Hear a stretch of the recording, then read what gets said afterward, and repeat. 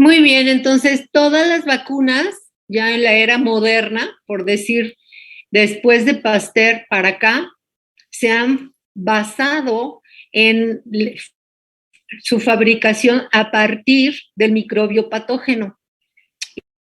Y la idea de Pasteur es primero atenuar a ese patógeno. Cada microorganismo va a tener diferentes condiciones para poder lograr su atenuación.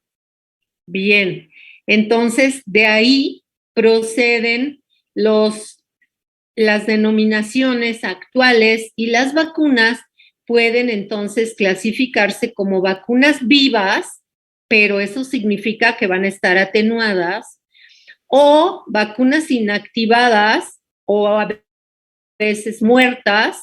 Si son muertas es porque son bacterianas, si son inactivadas es porque son virales. Y tercer grupo es vacunas hechas con productos de los microbios. El ejemplo de productos es el toxoide tetánico y el toxoide diftérico, ¿ok? Entonces tenemos tres grandes grupos de vacunas, vivas, muertas o inactivadas, y de productos. Y después de la gran contribución de Pasteur, de ayudarnos a ver qué es lo que se le tiene que hacer a un patógeno para poderlo usar como una vacuna y que nos dé la seguridad de no causar la enfermedad, vamos a revisar tuberculosis. Ya saben ustedes que tuberculosis hasta la fecha es un gran problema de salud. Es una enfermedad y iba yo a decir pandémica, pero bueno, vamos a decirle endémica. En realidad también está distribuida en todo el mundo y no se ha logrado erradicar. Ha sido muy complicado. De repente me paro porque hay alguna persona que está tratando de entrar y entonces me tapa un poquito lo que estoy revisando. Bien, entonces vamos en el orden histórico y aquí primero que nada tenemos que darle su lugar a Robert Koch.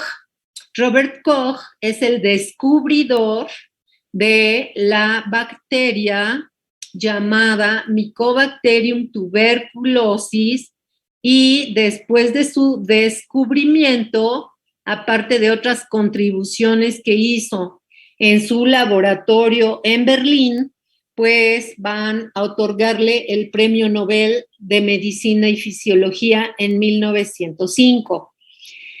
Aquí tenemos la fotografía del descubridor de este bacilo de la tuberculosis, que también se conoce como bacilo de Koch.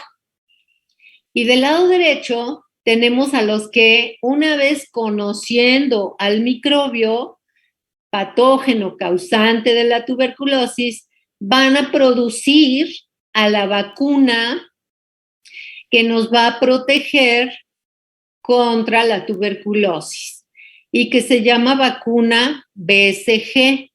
Entonces, si ustedes pueden con esta imagen asociar, por favor, vacuna BCG protege de tuberculosis. Yo ya lo he mencionado varias veces, pero después de este curso sí es necesario que ustedes hayan aprendido esta vacuna llamada BCG. Se llama en realidad bacilo de Calmette-Guerin. Fíjense en los apellidos de estas dos personas. Es la vacuna del bacilo de Calmette-Guerin. En realidad es el bacilo de la tuberculosis, pero asociado a una atenuación. Y además, aquí también lo que tenemos es un cambio de especie. Si se fijan, la vacuna BCG no procede del germen llamado Mycobacterium tuberculosis de origen humano, sino acá les escribí que procede de Mycobacterium bovis. Entonces, otra vez tenemos una vacuna que es de reacción cruzada. ¿sí? Aquí no lo dice, es una vacuna atenuada porque el bacilo, aunque procede de bovinos, de todas maneras se ha tenido que atenuar. Estos investigadores, Calmet y Guerin, lograron la atenuación de este bacilo mediante pases en cultivos de laboratorio, mediante muchos pases. Solamente así la pudieron como que medio adormilar, medio dominar un poquito a esta bacteria, que su procedencia es bovina, ¿ok? Entonces, aquí no tenemos el germen que causa la enfermedad humana. Y hasta la fecha, la vacuna que se ocupa y que tenemos en nuestras cartillas es la vacuna de BCG, que se produjo así, en París, aproximadamente en las primeras décadas del siglo pasado, justamente hace 100 años, ¿ok? Entonces, esta vacuna de BCG es la vacuna que hoy se usa para protegernos de la tuberculosis y se ha documentado que aproximadamente el 50% de la población mundial han recibido esta vacuna. Ok, no en todos los países se aplica, pero en México sí. Entonces, ¿qué es la vacuna BCG? Aquí está, es el bacilo de Calmet y Guerin, que se produjo en Francia por atenuación de Mycobacterium bovis mediante 231 pases en el medio de cultivo llamado Papa glycerol-bilis bovina, y más o menos esos pases duraron 13 años. Entonces, vean ustedes qué manera de persistir hasta alcanzar la atenuación de este bacilo que no nos ha eliminado todavía la tuberculosis, pero que nos ha ayudado muchísimo a no contraer la enfermedad en la mayoría de las personas que hemos recibido esta vacunación. ¿Queda claro? Bueno, entonces al lado derecho vemos las etiquetas con diferentes palabras, algunas en francés, vaccine, BCG está en francés, y después nos dice que están tratando de enfocar a este patógeno asesino a partir del BCG, que trabaja para disminuir o debilitar a la bacteria de la tuberculosis, que está en una microscopía con unos organelos pintados de colores, en donde se supone que se ha obtenido la atenuación. Y aquí tenemos la fotografía de la micobacteria tuberculosa en color, ya le aplicaron color, ¿verdad? Añadido, que es color rosa. Son bacilos muy largos que ya sabemos que son anaerobios y que podemos tenerlos en facultativos, pero que podemos tenerlos en los pulmones. Y entonces la radiografía torácica es la que nos puede ayudar al diagnóstico para ver si tenemos afectaciones en los pulmones. Pero también existe tuberculosis extrapulmonar. Es muy importante que esta misma bacteria se puede ir hasta las meninges, y también podemos tener tuberculosis en hígado, en huesos, en otros órganos. Aquí la aportación de la vacuna BCG es que nos va a ayudar para eliminar o evitar a la meningitis tuberculosa, por lo menos en un 80%. Esta vacunación se tiene que inyectar por vía intradérmica y va dirigida a que nos produzca una inmunidad celular. Aquí la respuesta inmune humoral prácticamente no es de ayuda. Aquí la respuesta que se requiere es la de los linfocitos T, ¿ok? Ahora, también esta BCG puede ocasionar reacciones adversas. Entre las reacciones adversas, después de la vacunación podemos tener linfadenitis regional, linfadenitis supurativa, abscesos cutáneos, precisamente en el sitio donde se inyecta por vía intradérmica, y también podemos tener BCGosis. Entonces, la primera se da muy esporádicamente, de 1 a 6 casos por cada 100 dosis. La linfadenitis supurativa, 1 a 10 casos por cada 10,000 dosis. O sea, aquí ya vemos probabilidades. Podemos tener abscesos cutáneos en 5 de 100,000 dosis aplicadas, y podemos tener BCGosis en 1 a 2 de 1,000 dosis aplicadas. O sea, estos son los riesgos de la vacunación. Esta última BCGosis quiere decir una infección por la vacuna de BCG a pesar de estar atenuada, y probablemente se va a presentar en personas que tienen inmunodeficiencias. Nosotros ya vimos en el capítulo anterior de inmunodeficiencias cómo puede haber inmunodeficiencias transitorias o causadas por virus o por desnutriciones, y en esos casos es donde podemos tener estas infecciones por el bacilo atenuado de la BCG, ¿de acuerdo? Esta vacuna también se ha acusado, se ha declarado como con una inmunogenicidad dudosa. Y esto a lo que se refiere es que no nos va a garantizar el 100% de protección, simplemente nos va a ayudar a prevenir las formas más graves de tuberculosis, que son las formas que mencionábamos aquí como meningitis tuberculosis, y bajar el número de tuberculosis pulmonar.